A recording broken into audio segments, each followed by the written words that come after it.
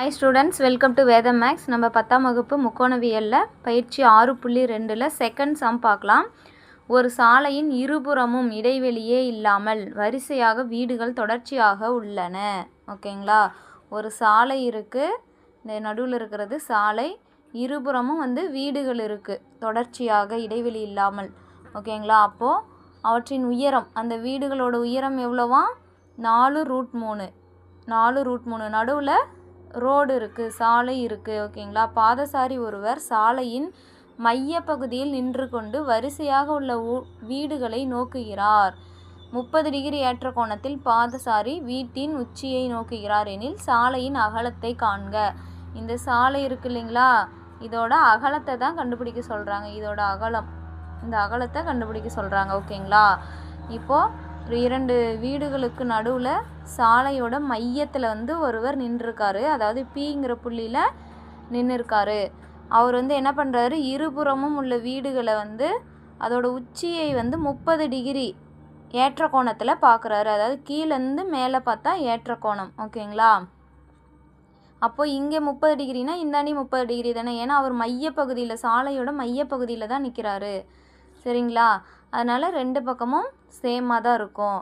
அப்போ இது எக்ஸுங்களா, இங்கே எக்ஸுங்களா. இந்த சாலையோட நீளம், மொத்த நீளம் என்ன? இங்கே ஒரு எக்ஸு, இங்கே ஒரு, நமக்கு தெரியாது, அதனால் எக்ஸுன்னு எடுத்துருக்கோம். அப்போ இங்கே இந்த வீட்டிலேருந்து அவர் நிற்கிற புள்ளிக்கும் இந்த சைடு உள்ள வீட்டிலேருந்து இவர் நிற்கிற புள்ளிக்கும் இடையே உள்ள தொலைவு ரெண்டையும் கூட்டினோமா 2x. 2x தான் நம்ம கண்டுபிடிக்க வேண்டிய சாலையின் அகலம். நம்ம முதல்ல ஏதாவது ஒரு முக்கோணம் எடுத்துக்கிட்டு நம்ம எக்ஸோட வேல்யூ கண்டுபிடிச்சா இதே வேல்யூ தான் இங்கேயும் வரும். அதனால் ஒரு முக்கோணம் எடுத்துக்கலாங்களா? ஏபிபிங்கிற ஒரு முக்கோணத்தை எடுத்துக்கலாம். முக்கோணம் ஏபிபி. இப்போது டேன் தீட்டா யூஸ் பண்ணலாங்களா? இது செங்கோணம். ஓகேங்களா? அதனால் டேன் தீட்டா எதிர்பக்கம், தீட்டாவுக்கு எதிரே உள்ள பக்கம் எதிர்பக்கம் டிவைடட் பை அடுத்துள்ள பக்கம். நம்ம அடுத்துள்ள பக்கத்தோட வேல்யூ தான் நம்மளுக்கு தேவைப்படுது. அதனால் நம்ம டேன் தீட்டாவை யூஸ் பண்ணலாம். டேன் தீட்டா ஈக்குவல் டு என்னது? எதிர்பக்கம் டிவைடட் பை அடுத்துள்ள பக்கங்களா? இப்போது tan 30 degree. Tan 30 degree equal to என்ன வரும்? எதிர்பக்கம் என்ன? தீட்டாவுக்கு, அதாவது கோணத்திற்கு எதிரே உள்ள பக்கம் தான் எதிர்பக்கம் 4√3 டிவைடட் பை அடுத்துள்ள பக்கம்னா ஏபி. ஏபியோட வேல்யூ எக்ஸு. இப்போது டேன் 30 டிகிரியோட வேல்யூ என்ன? 1/√3ங்களா? 1/√3. இங்கே 4√3 டிவைடட் பை எக்ஸு.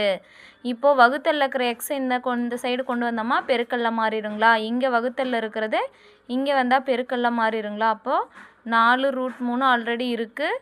இங்கே வகுத்தலில் இருக்கிற √3 இந்தாண்டு வந்தால் பெருக்கல்ல மாறிடும். அப்போது இன்னொரு √3 வரும். இப்போ நமக்கு தெரியும், அதாவது ஒரே வேல்யூ ரூட்டில் இருந்து பெருக்கும்போது நமக்கு என்ன கிடைக்கும்? வெறும் 3ன்னு கிடைக்குங்களா? இப்போ √3 × √3 √3 ஸ்கொயர்னு வந்துடும். √3 ஸ்கொயர்னு வரும். √3 அதாவது ஸ்கொயரும் ரூட்டு கேன்சல் ஆகி வெறும் 3 மட்டும் வரும். அப்போது நாமும் 12. இப்போ எக்ஸோட வேல்யூ நமக்கு 12 இங்கே இருக்கு இல்லைங்களா? இவர் பாதையோட, அதாவது இந்த சாலையோட மையத்தில் நிற்கிறாரு. அதிலிருந்து ஒரு வீட்டு, அதாவது இந்த வீடு இருக்கு இல்லைங்களா, இதுக்குள்ள டிஸ்டன்ஸ் ஒரு வீட்டுக்கும் அவருக்கும் உள்ள டிஸ்டன்ஸ் எக்ஸுனா எக்ஸ் 12ன்னு கண்டுபிடிச்சிருக்கோம். அப்போ இந்த சைடும் அவர் மையத்தில் இருக்கிறதுனால இந்த சைடும் அதே 12 தான் வரும். அதுதான் நம்ம 2xன்னு நம்ம எழுதியிருந்தோம். அப்போ 2x தான் நமக்கு வேணும். 2xனா 2 × 12ங்களா? அப்போ என்ன வரும்? 24 மீட்டர். இதுதான் அந்த சாலையின் அகலம். ஓகேங்களா?